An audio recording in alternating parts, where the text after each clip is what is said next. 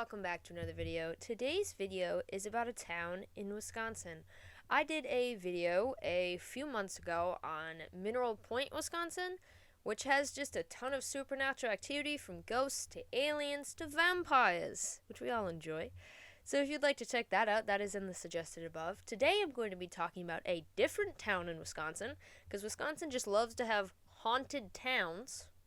This one is Whitewater, Wisconsin, and it's full of witches and ghosts and maybe some demons. Don't we all love some witches, ghosts, and demons? It's like a supernatural episode, man. At first glance, Whitewater, Wisconsin looks like your average Wisconsin Midwesty town. However, if you dig deeper, it's a little creepier.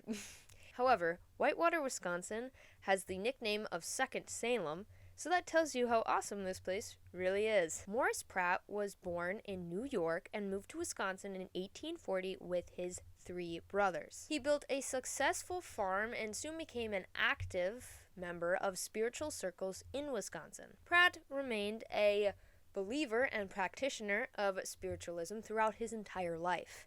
In the 1880s, he met well-known Wisconsin medium Mary Hayes Chenoweth, who used her skills for psychic healing but also gave financial advice. Under the guidance of her controlling spirit, a long-dead German professor, which is a very interesting thing to have chosen or connected to, she told Pratt to invest in land in northern Wisconsin. It turned out to have some of the richest iron ore in the entire state, and made him incredibly rich. Look at that, that's some good luck right there. Pratt promised that if he ever became wealthy enough, he would build a school to teach spiritualism, and he kept that promise. He built the Morris Pratt Institute. He called it his Temple of Science in Whitewater, Wisconsin. The residents of Whitewater, Wisconsin named it Pratt's Folly, or Spook's Temple. The building was finished in 1888, and spiritualists from around the United States and Canada came to its grand opening. The 3rd floor was off limits to everyone but members of the spiritual church. The space was a hollowed chamber where everything was painted white. A space not to be profaned by a non-believer.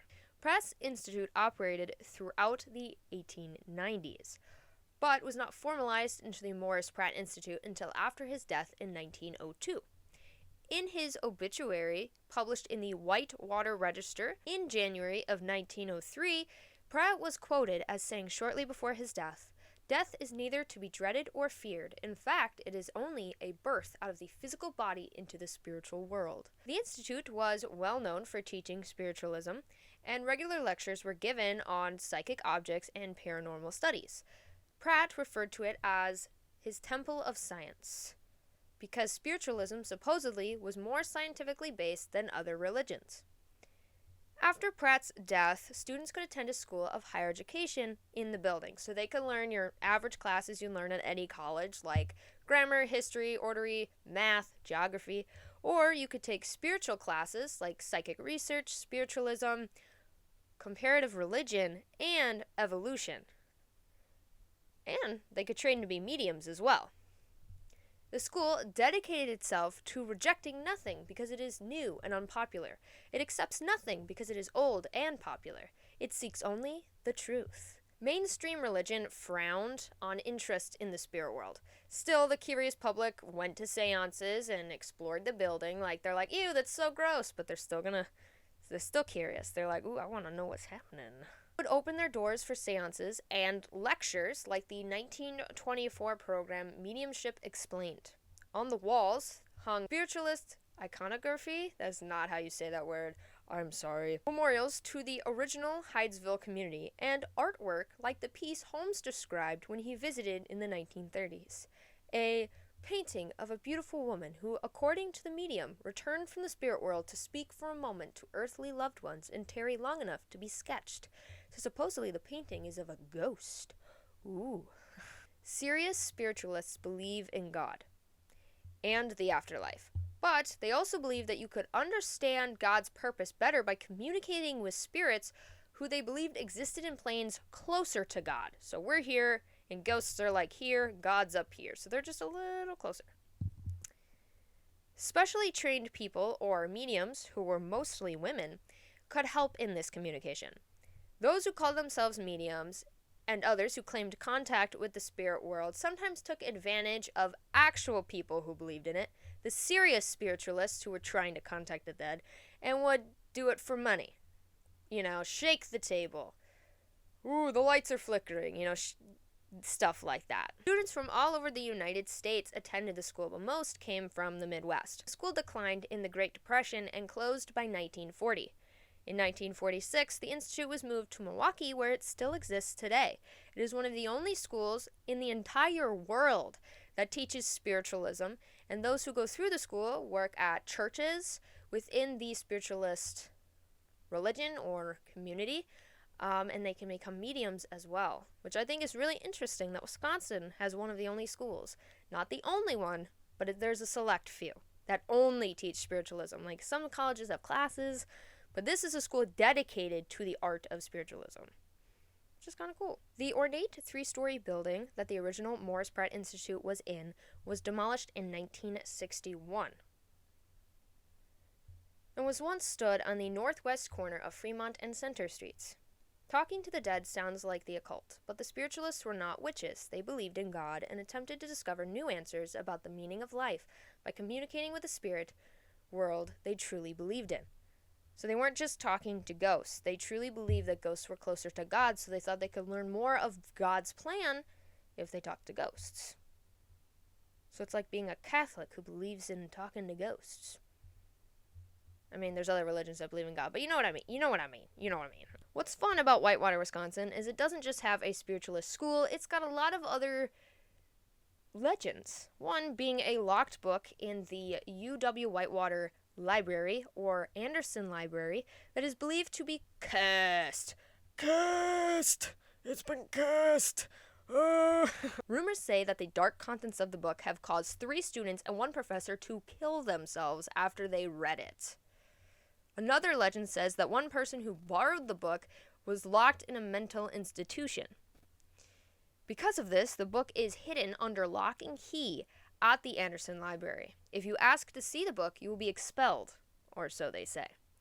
The only locked book we own is actually a Catholic hymnal. We think the stories about it come from the fact that up until 1989, 100 years after the Morris Pratt Institute was founded, the storage we used for the book was a locked cage because it's the only storage unit we had.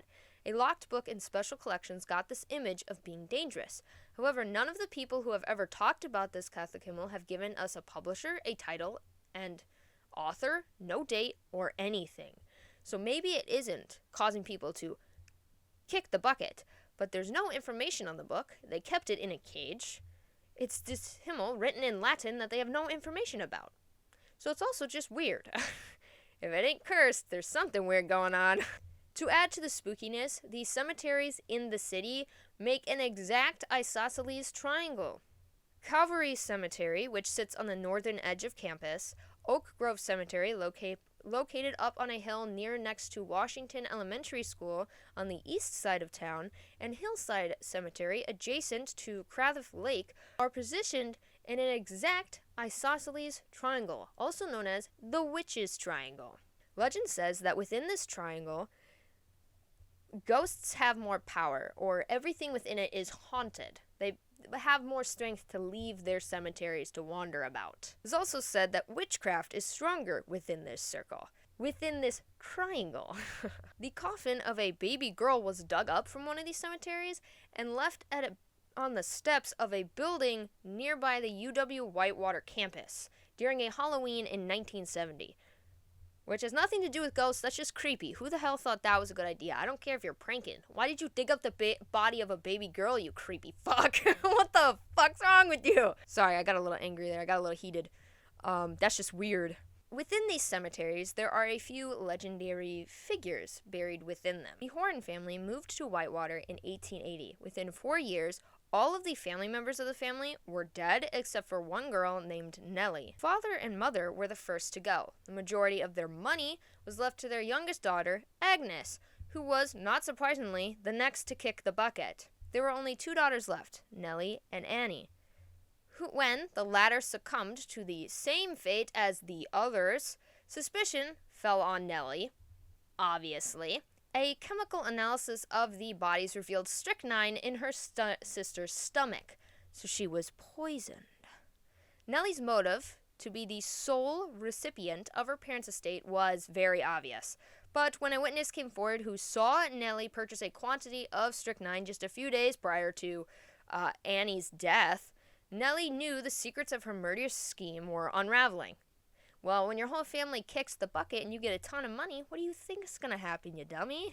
According to news reports of the time, Nellie decided death would be better than facing the consequences, and she consumed the remaining poison herself.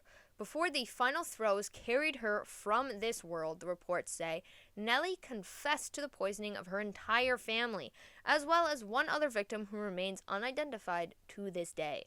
The truth is, Nellie was prosecuted for the murder of her family, but the jury acquitted her because they didn't believe she could commit such a monstrous act, which, back in the day, they could not even fathom the idea that a woman could kill people. It was, like, mind-boggling when they caught a woman and she actually murdered someone. They're like, what? What? They're like, your whole family's dead and she got a fuckload of money. You don't think she killed them? You dumb. She was caught buying poison. You stupid. She married and lived a long life, finally dying in 1938 at the age of 77 or 78. Her grave is in the Calvary Cemetery, as well as Morris Pratt's grave. Oak Grove Cemetery is said to be the final resting place of axe-toting murderess Mary Worth, who, many believe, is where the Bloody Mary legend came from, so that's lovely. On Halloween Eve, legend says that Mary can be spotted among the tombstones just walking around. Oak Grove is also said to be the site of ritual sacrifices in the 19th century. Those who conducted the sacrifices, locals say, are buried upright in the cemetery around their altar. Another place of spiritual power within Whitewater is the Stone Water Tower. Stories say that witches would surround the Stone Water Tower in Starin Park at night, performing rituals in the park. An iron fence was put up around the tower with barbed wire spikes pointing inward rather than outward, suggesting that they were trying to keep something in rather than get something out. The tower sits just south of Wells Hall, which has also been said to have many hauntings since it was built in the late 1960s. Wells Hall is not the only student housing that has had questioning stories. In 1981, the girls of the Alpha Sigma sorority heard loud noises coming from the basement while they were eating dinner. When they went down to investigate, bricks from the side of the wall have come loose all over the floor to reveal a tunnel leading from their sorority house. Many people believe that witches used these tunnels to travel around town so people wouldn't see them. You don't just got spiritualism. You don't just got witches. You don't just got ghosts. There's also a lake monster.